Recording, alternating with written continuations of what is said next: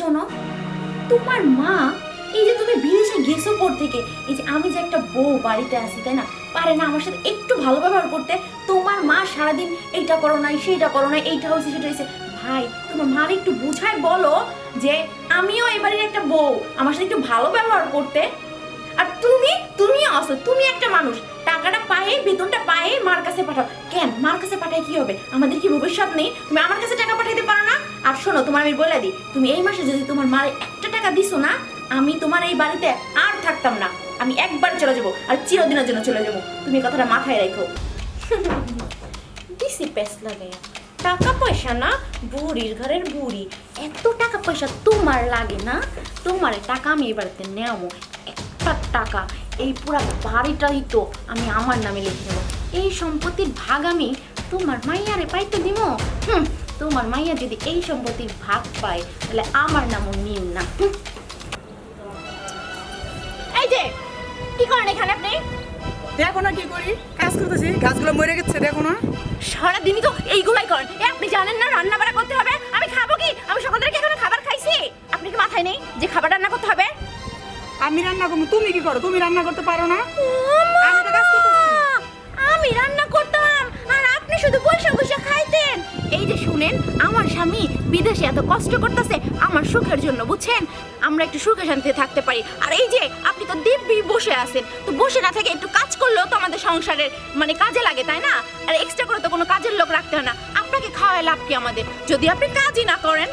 এই শুনেন, যান, আমি আপনারা ভালোভাবে বলতেছি যে রান্না করেন, নাহলে চুলার মুঠরিটা ধুইরা নিয়ে আমি কিন্তু রান্না করে আপনারা পাঠাবো। আমি যে রান্না করবো, আমার ছেলে বিদেশে টাকা পয়সা দেয়, তোমার জন্য দেয় না আমার জন্য দে। হ্যাঁ, আমি ওর মা, ওর আমি 10 দিন পেটে রাখছি। আমি রান্না করবো, তুমি রান্না করে এখন তুমি যাও। ও আচ্ছা তাই।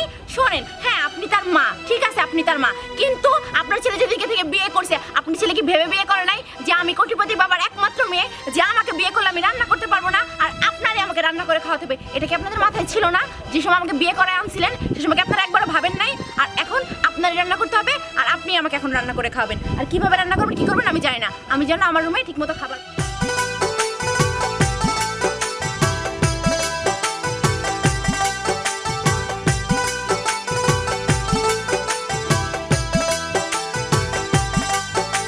মা, মা, মিম, মিম, কই গেল? মারও কোনো সারা পাইতেছে না, বউর কোনো সারা পাইতেছে না। মিম, আল্লাহ তুমি আসছো? আমি আসছি। ও মামা, দেখি দেখি কি আনছো? মা কই? মা, আরে মার কথা পরে কি হচ্ছে? আসো আসো, আগে ঘরে আসো, তুমি দাঁড়াও, ঘরে মা আসো। কোথায়? মা আরে তুমি কোথায়? ঘরে আসো, ঘরে আসো। এই, তুমি সারাদিন মামা মামা খাও কি লিখে জানো? তোমার মা আমার সাথে কত বাজে ব্যবহার করে তুমি কি জানো? তোমার মা আমার একটু সুখে দেখতে দেয় না, তুমি জানো? সারা দিন এইটা হইছে সেইটা এইটা। আর জানো, পাশের বাড়ির ওই যে মর্জিনার মা আছে না, এর কাছে যা আমার নামে শুধু বদনাম করে। তুমি একটু তোমার মারে কিছু কইও তো। আর শোনো, তুমি মাথায় তো কোনো বুদ্ধি নাই, তুমি আমার কথা শোনো। এই যে যে বিদেশের থেকে যে এত জিনিসপত্র আনছো, তোমার মারে কিন্তু ভুলেও করো না, বুঝছো? আর এই যে যে জিনিসপত্র এগুলো কিন্তু দেখায় না, দেখাইলে কিন্তু সব তোমার বোনের দিতে চাইবে, বুঝছো? আর তুমি বুঝো না আমার একটা ভবিষ্যৎ আছে না, কল তুমি শোনো, তুমি কিন্তু তোমার মা আইলে কইবা যে আমি একটা বিপদে পড়ে আইসা পড়ছি, আমি কিচ্ছু আনি না, বুঝছো?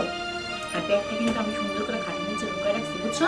আর তোমার মারে যদি তুমি কিছু দিছো আর এইটা যদি আমি জানতে পারছি, তাহলে কিন্তু তুমি বুঝো আমি কিন্তু একবারে বাপের বাড়ি যাবো।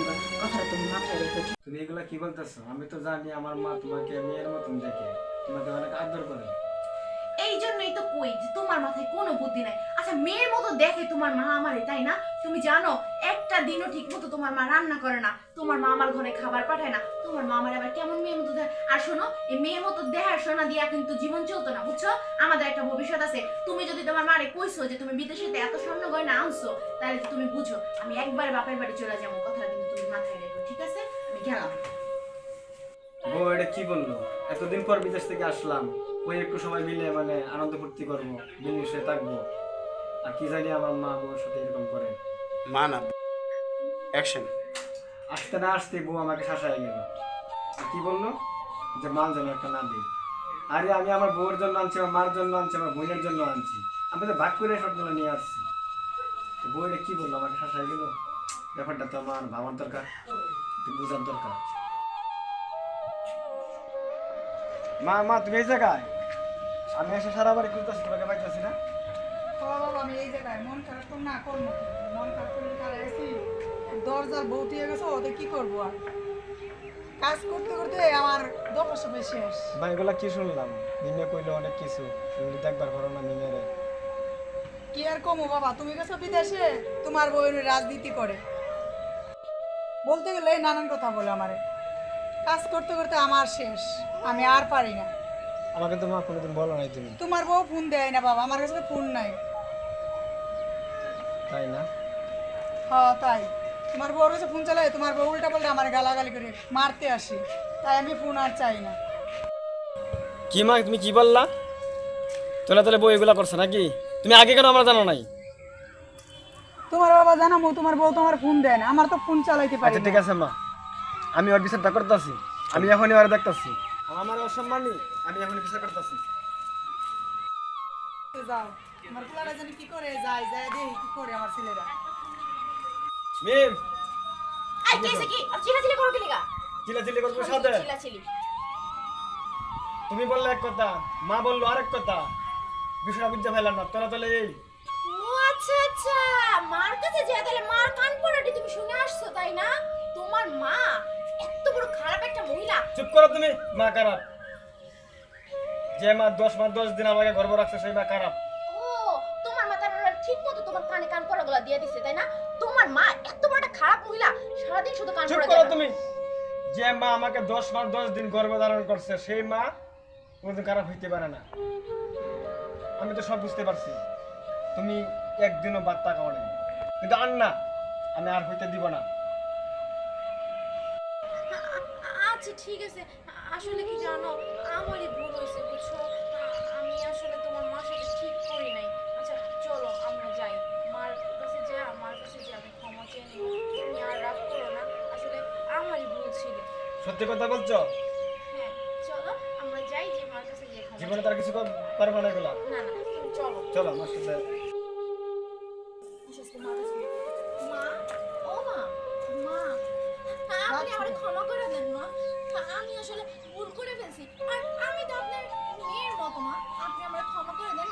মা তুমি ক্ষমা করে দাও, আর ভুল বুঝতে পারছেন মা। তোমার যদি মেয়ে হইতো মা তুমি ক্ষমা করতে না মা?